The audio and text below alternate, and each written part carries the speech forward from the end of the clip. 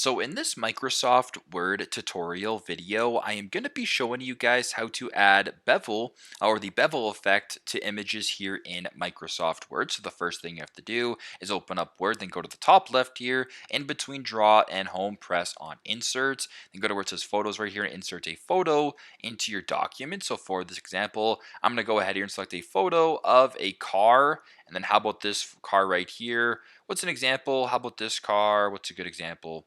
I'll just use this car right here and then press on insert. So once that is done and you have your photo selected, it's fairly straightforward. Press on the photo right here, go to this top to where it says picture effects, press on that. And if you keep scrolling down to where it says bevel, just like this, you can actually add some bevel to your design. So if you wanted to go ahead and add perhaps this, for example, you can go ahead and press on this. There you go. You've added the bevel effect. Maybe you can go ahead here and select another option, whatever the case may be. You can sort of play around with it and get creative. Do whatever you have to do. But that is pretty much how to add bevel to your images here in Microsoft Word. Thanks again for watching, and I hope this video helps.